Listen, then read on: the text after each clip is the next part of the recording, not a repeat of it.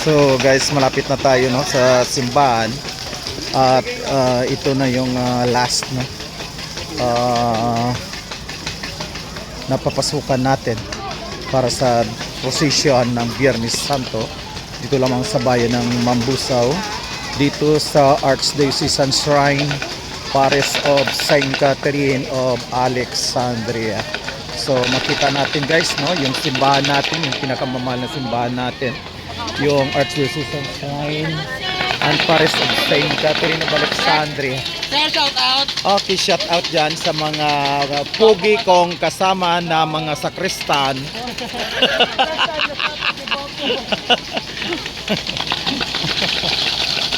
So ito na nga yun, yung umpisada yung Martial PNP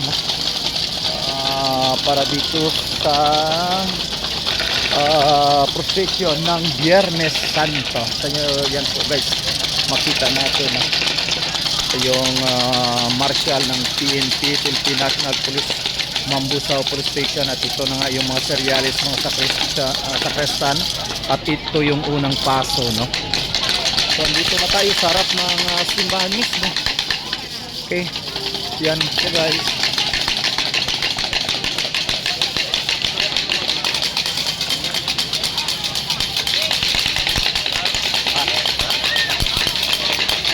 So yan, kita natin no, dinadagsa na ng mga tao yung paso para makakuha ng bulak.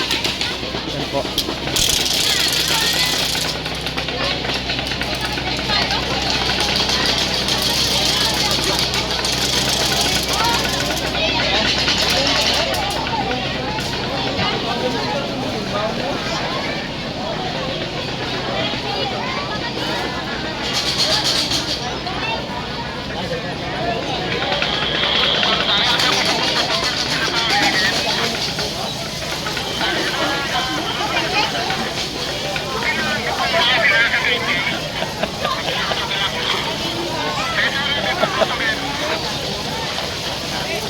So andyan naman no yung pangalawang paso.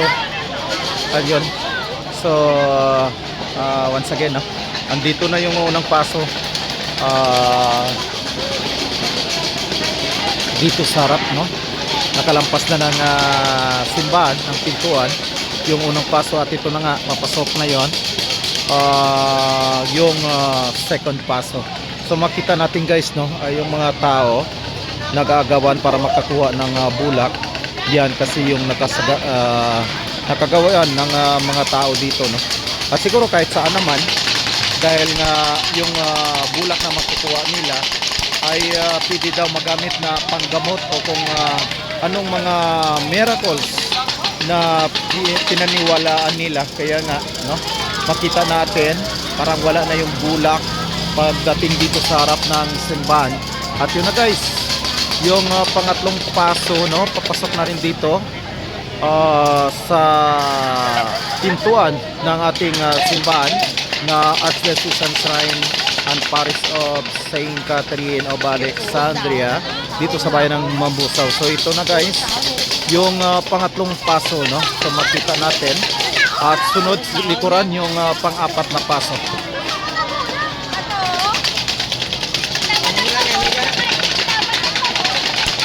So yan guys no, makita natin no, parang kunti na lang yung bulak dyan sa paso. Siguro dahil nga marami nang kumuha doon, yung natira na lang ay yung mga matataas na bulak. Yan po guys no, yung mga taong nanampalataya sumusunod dyan sa paso na yan no. So nakalampas na yan, at ito na nga yung pang-apat na paso. Ayan na, sa harap ng Saint Catherine Academy no? So papasok na rin dito sa pintuan mismo ng simbahan yung pang-apat na pasok. So ito guys, makita natin yung mga sakristan no, na nag-assist kanina. Yan po. So ito naman yung pang-apat na paso guys. Pang-apat na paso. Yan po guys.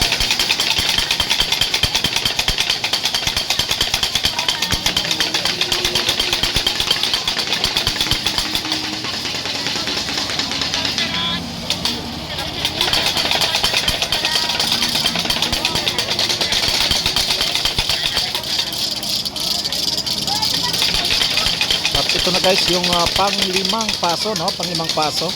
Ayan, sa harap mismo ng St. Catherine Academy, yung alma mater natin sa high school. At ito na nga, no? Parating na dito sa pintuan ng simbahan yung pang-limang paso. Yan po.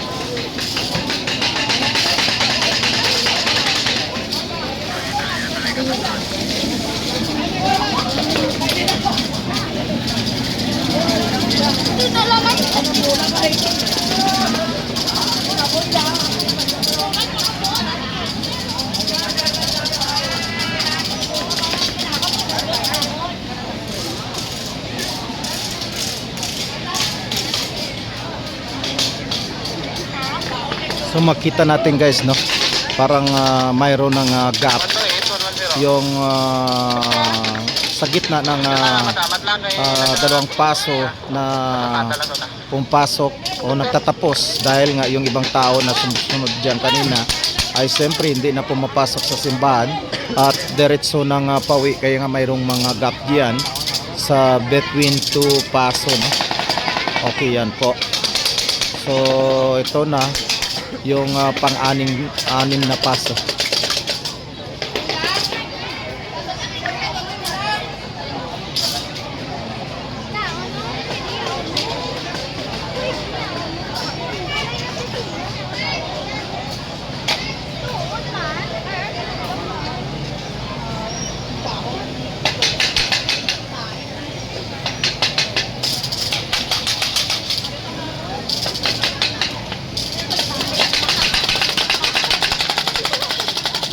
Guys, yung pang-anim na paso at ito naman yung pang-pitong paso na, no? Andun sa harap ng St. Catherine Academy at papasok na rin dito sa harap mismo ng ating simbahan na Archdiocesan Shrine and Parish of St. Catherine Alexandria. So ito na yung pang-pitong paso guys, unang pagkalos ni Jesus.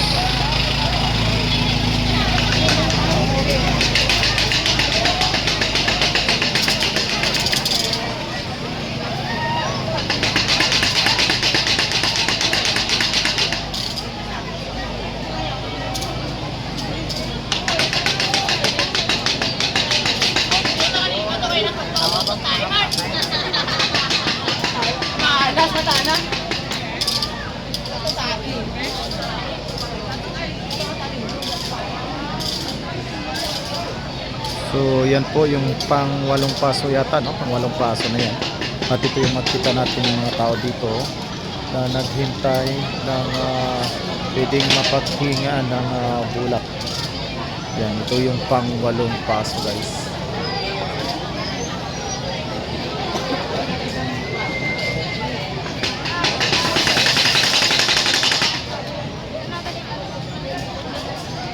So makita natin ulit guys, no, mayroong mga gap between two paso, no, dahil nga yung iba dyan na taong sumusunod kanina ay diretso ng pawi, hindi na pumasok at babalik sa loob ng simbahan, kaya yon may gap, no.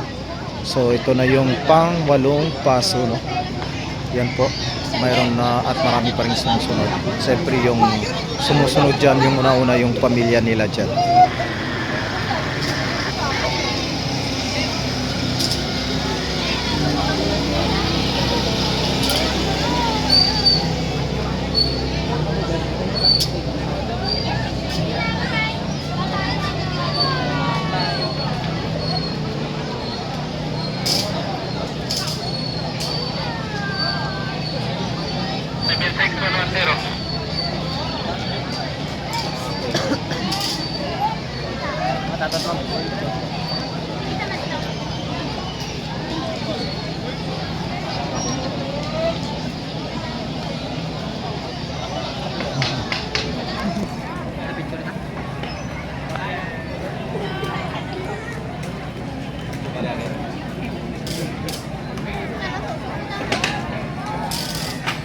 Dati naka-soft drinks, no?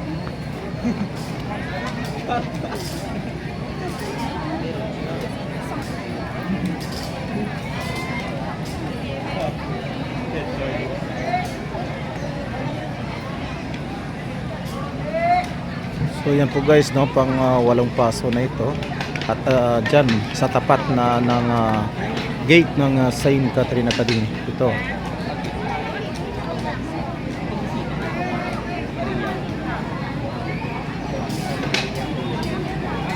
Ulan na, ulan na.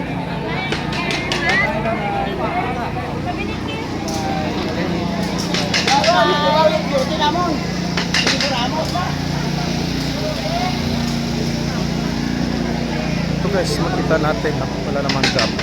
Nagpapakita lamang na yung mga taong sumunod dyan sa paso na yan ay karamihan ay sumusunod pa rin, no?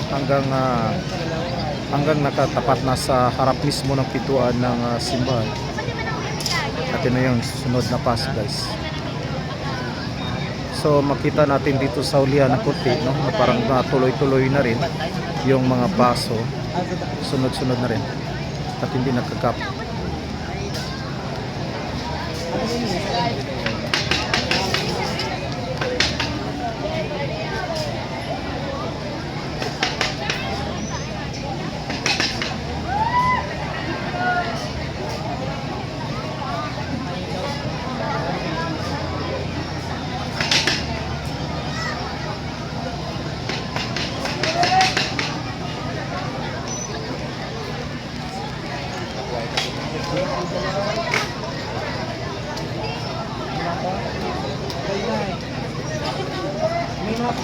May mga kabayo pa.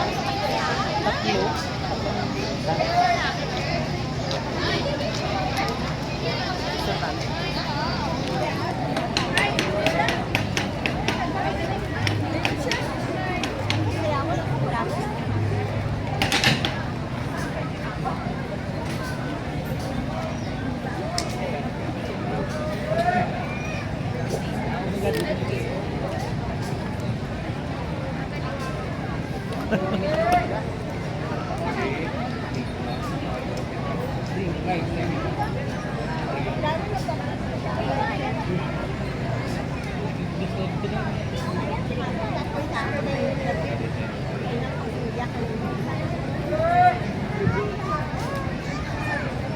Hindi ba ako sila?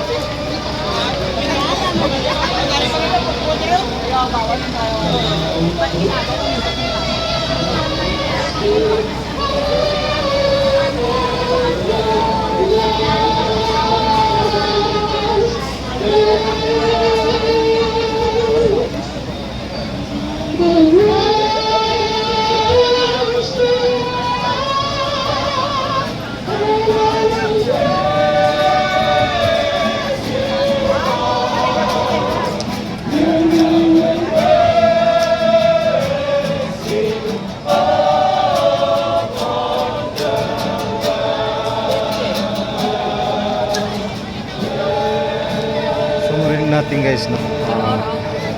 Parang nagrinta pa yata ng mga singers at band artists, no? Mga singers yung paso niya. So at least ganda naman, nagbigay talaga ng kulay at saya, no? Yung paso niya.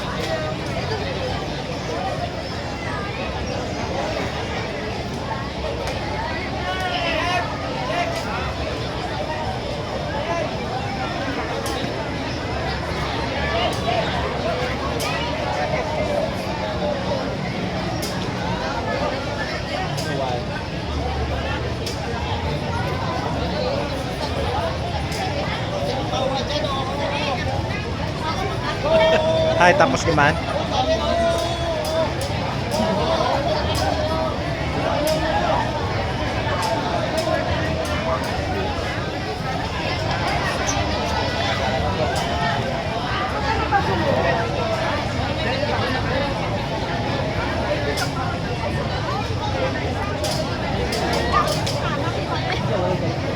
Mako daw kay Joy kagad dyan.